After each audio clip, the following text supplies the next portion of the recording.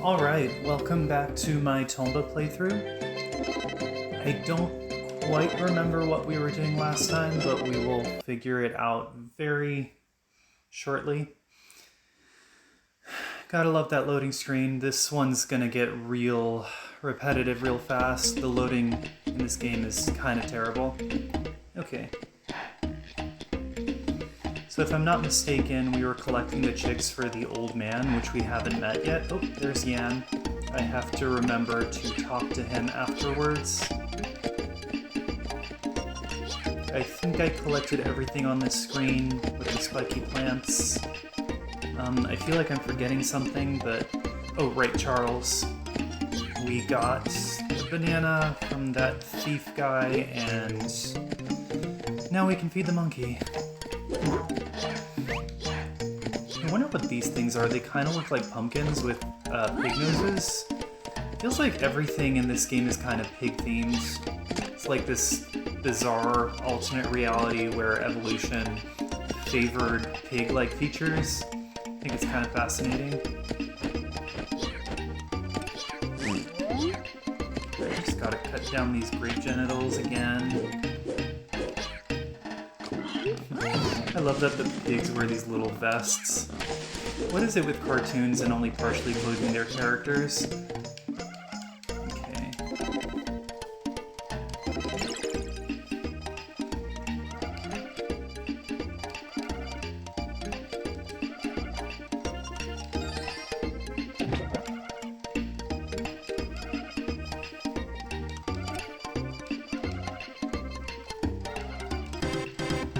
This gives me the animal dash, which it's going to change my movement for the rest of the game. I love this ability.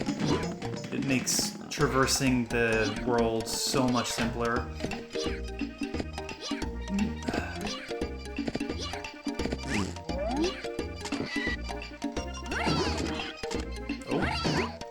Is it just near? Did that egg just bite the bird? I don't think I've seen that happen before. I may have just seen it wrong, but that was kind of strange.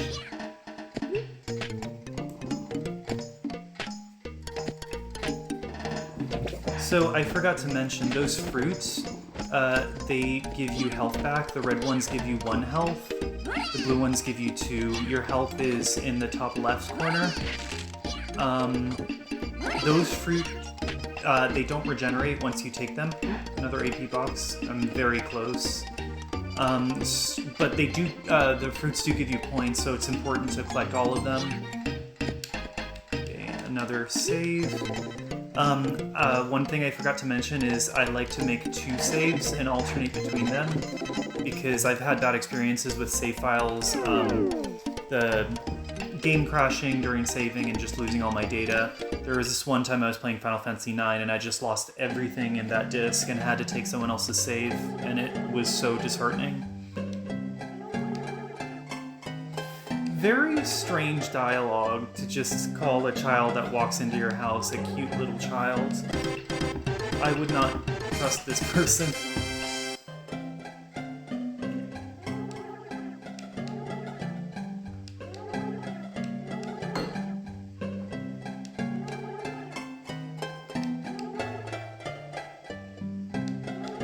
Kind of justifying the Red Bird massacre that Tomba has been doing throughout the whole game. Say, oh, those birds were actually evil. Even though, obviously, there's no way to really know that until you talk to him. Disturbing fact here, Tomba keeps all of his items in his stomach. So that's where his hammer space is. I would not like to be his GI doctor. I mean, he's a feral child, he doesn't have any doctors, but still.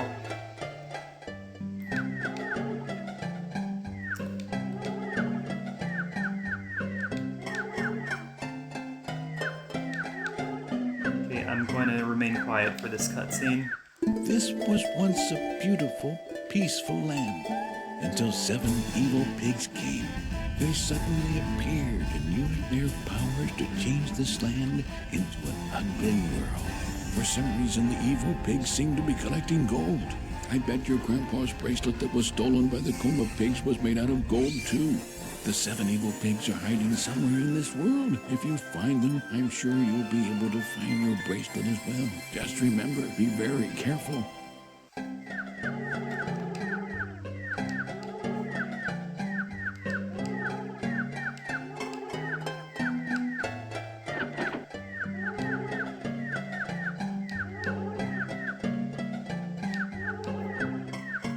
Funny thing is, if you actually do find the bell and go back to him, he says nothing.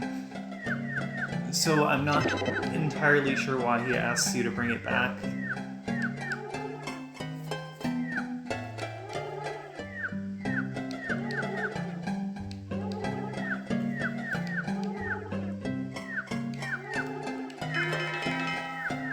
So yeah, evil pigs are after gold, so when trekking in this continent, hide your jewelry, hide your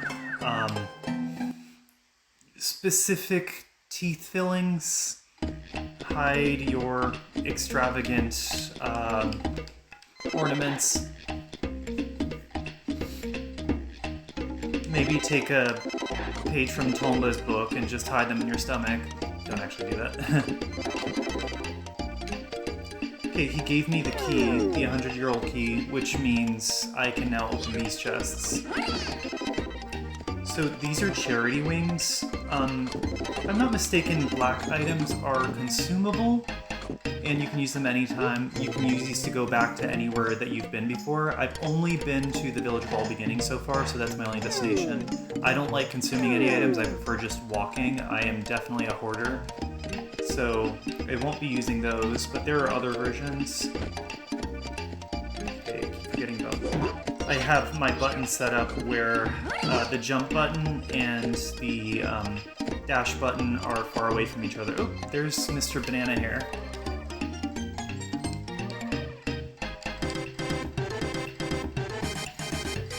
My middle name is Yan, so I think that's kind of cute that they have a character named Yan. I feel represented. I also like to hide from people.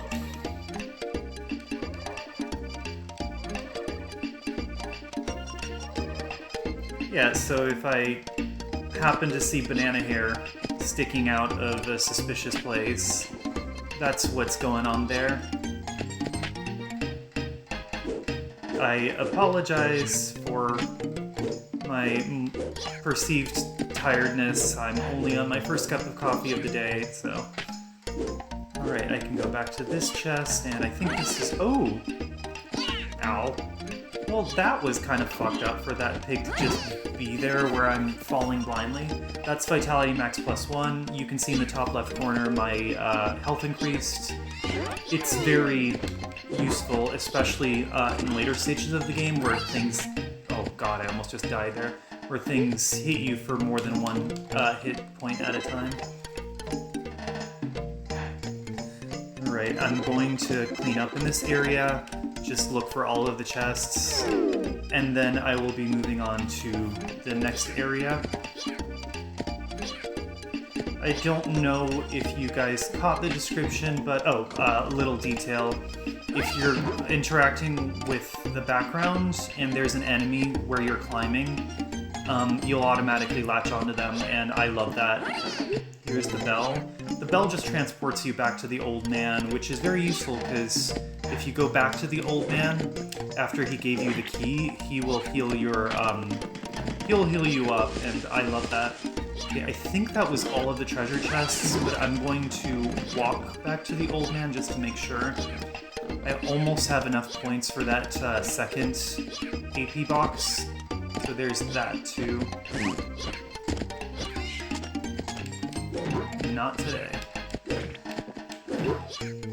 I refuse to be eaten by my own breakfast. I think they're called biting egg, or biting plants, or something like that. They look like eggs to me. Okay, there were no chests that I can reach here.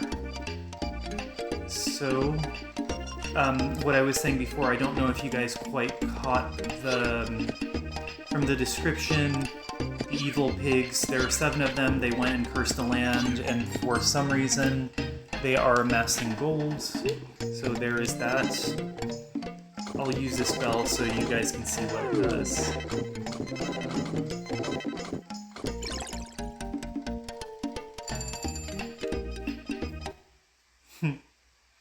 It reminds me of that Vine of the dog where somebody put that voice clip, I think from, I don't remember which show, but it goes like Dear Diary, and the dog's like halfway out the door and it just flies upward. Same vibe.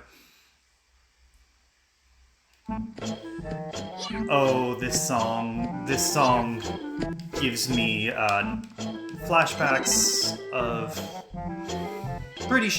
pretty bad times, and you're gonna see why very soon. This is the Forest of 100 Flowers, which, potential misnomer, there are definitely more than 100 flowers in this forest.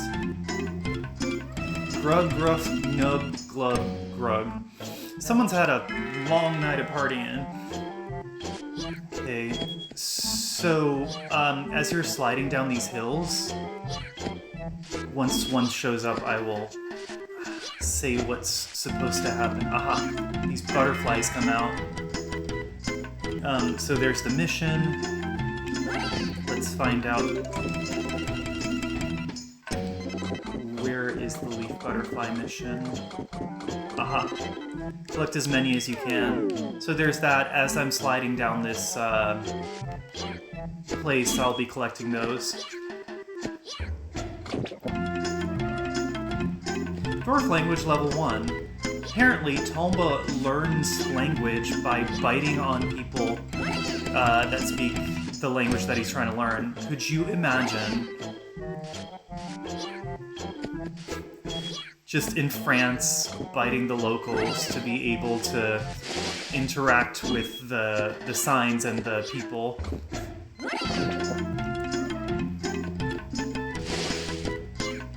I also love how you're learning this language in increments when you hear like 1 or 2 words. Either the dwarf language is incredibly simplistic, or Tomba is some kind of savant. So I am doing this with the leaf butterflies right now because later on there are going to be pigs sliding down these leaves, and it's going to be much more difficult. Not very interesting, I apologize, but I'd rather do this in the safety of this part with no obstacles than have to deal with all of the crazy stuff that is going to show up later. Although it might make for some interesting viewing. Let's see how many I have, and I will contemplate. 12. Okay, that's about half of what I can acquire here. Oh. That's a little more than half of what I can acquire here, so I will try to get the other 12. Pumping the pump rocks. I wonder where they're pumping to. What do they look like underground? Can I jump up here? No, I can't. And there is an obstacle here that's preventing me from moving forward. So let's just traverse these cacti. I cannot touch the tips of them. They're pointy, they will damage me. Tomba gets stuck in these leaves when you fall down here, so you have to jump, you can't move. Well, how convenient that I got a fruit to recover from that. Ooh, and a leaf butterfly.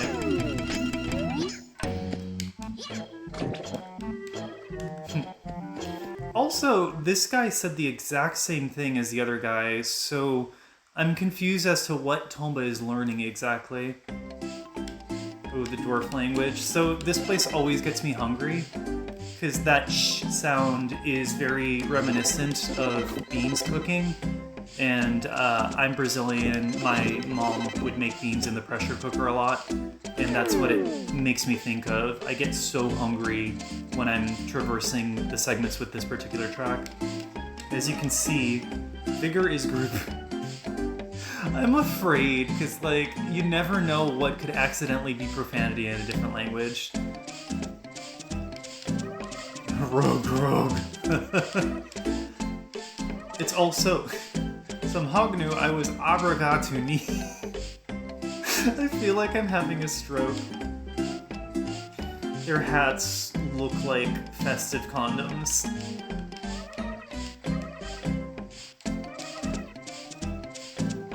I love how the locals just acknowledge that you have to bite them to understand. Maybe it's a dwarf thing. I don't know.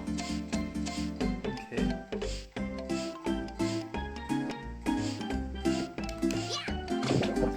So, it is very ambiguous here, because you wouldn't know that you could jump here, because you can't jump in the town segments usually.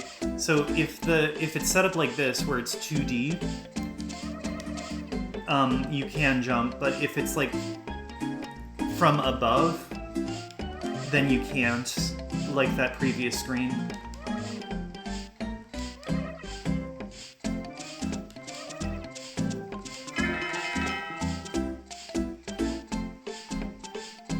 Alright, so I'm at the part where I have to save the trapped dwarves. Oh, right, before we finish this episode, about the evil pigs in the curse, they said that these dwarves were trapped in spores. I will point out what the spores are, but that is the curse that the evil pig put on this section. There are going to be several sections of land that are cursed by the evil pigs, and you can usually tell. In this one, they just blocked off all of the nature, and that's why everything is autumn-like, and all the leaves are dying. Alright, I think that's good for this episode, so I will catch you guys in the next one.